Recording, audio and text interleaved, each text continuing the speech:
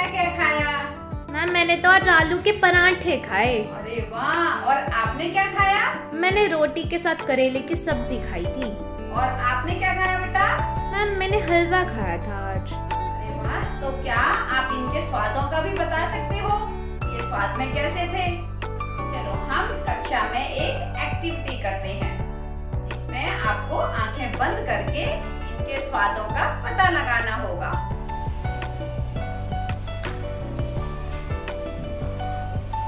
अरे ये तो बहुत खट्टा है, नींबू का रस पिला दिया मुझे।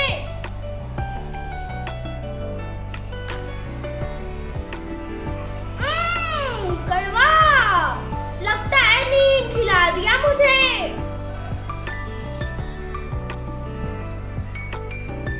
वाओ, मीठी मीठी टॉफी।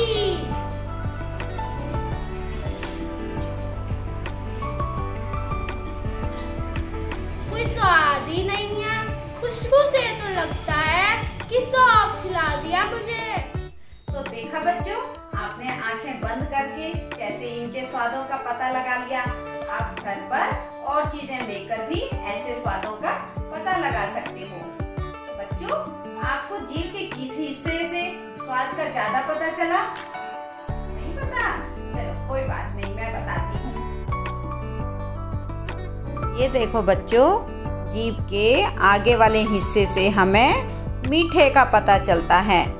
इसके बाद नमकीन और इसके बाद चटपटा और अंत में हमें खट्टा महसूस होता है। अरे बच्चों, आप खाना इतनी जल्दी जल्दी क्यों खा रहे हो? खाने को चबा चबा कर खाना चाहिए, क्योंकि भोजन को अच्छी तरह से चबा कर खाने से लार भोजन के साथ मिलकर इसे मुलायम बनाती है और खाना भी आसानी से पच जाता है। अच्छा बच्चों, मुझे बताओ कि आपको कैसे पता चलता है कि आपको भूख लगी है? या आप अपनी मम्मी से कहते हो ना, मम्मी जल्दी से खाना बना दो, मेरे पेट में चूहे कूद रहे हैं। भूख से तो मेरे सिर में ही दर्द हो जाता है। जब मुझे भूख लगती है तब मुझे बहुत गुस्सा आता है। जब मुझे भूख लगती है तो मैं थकी थकी सी महसूस करती हूँ। भूख लगने पर मुझे रोना आता है। जब मेरी बहन को भूख लगती है वह तेज तेज रोने लगती है। बिल्कुल सही कहा आपने। भूख लगने पर शरीर में कमजोरी सी महसूस होती है और शरीर सुस्त भी हो जाता है और खाने की इच्छा भी तीव्र हो जाती है। बच्चों, क्या आपको पता है कि जितना शरीर के लिए भोजन आवश्यक है, उतना ही पानी भी बहुत जरूरी है। भोजन और पानी मिलकर शरीर को ऊर्जा प्रदान करते हैं। तो क्या आप भी पौष्टिक भोजन करते हैं? पौष्टिक भोजन यानी संतुलित आहार, और संतुलित आहार से तात्पर्य है जिसमें सभी पोषक तत्वों की सही मात्रा हो, जैसे वसा, कार्बोहाइड्रेट, प्रोटीन्स और विटामिन आदि। बच्चों, आप इसे देख रहे हैं, यह है नीतू। कल इसे सारे दिन उल्टी होती रही और दस्त भी लग गए।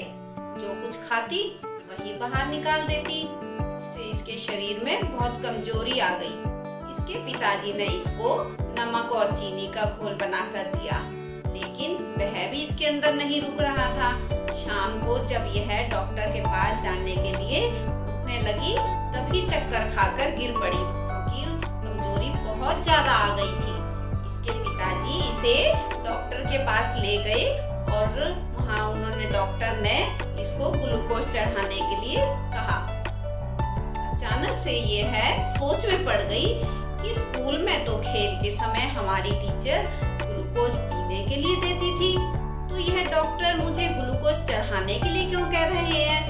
तभी डॉक्टर आंटी ने उसे समझाया कि खाना और पानी शरीर में ना रुकने की वजह से शरीर में कमजोरी आ गई है और ग्लूकोज चढ़ाने से शरीर को तुरंत ताकत मिलती है और हिम्मत भी। तो बच्चों, आप भी घर पर अपने नमक और चीनी का घोल आसानी से बना सकते हैं।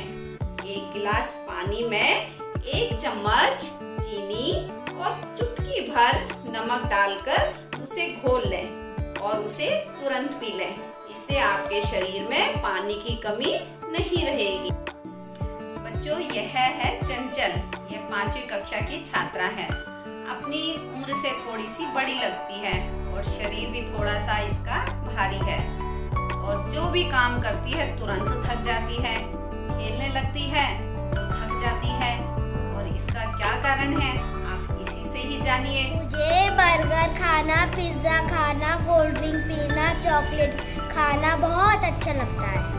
मुझे दाल रोटी खाना, सब्जी खाना, फल खाना बिल्कुल अच्छा नहीं लगता। और यह है सिमरन। यह भी 5वीं कक्षा की छात्रा है, लेकिन अपनी कक्षा में सबसे छोटी। हाथ पैर भी दुबले दुबले से हैं और अक्सर यह छुट्टी कर लेती है क्योंकि जल्दी बीमार हो जाती है। तो जानते हैं इसका क्या कारण है? मैं पूरे दिन में थोड़े से चावल और आधी रोटी खाती हूँ। मुझे भूख ही नहीं लगती, मैं क्या करूँ? तो बच्चों, इन दोनों का सही इलाज क्या है? मैम, संतुलित भोजन। बिल्कुल सही कहा आपने। ना ज्यादा ना कम, संतुलित भोजन करें हम।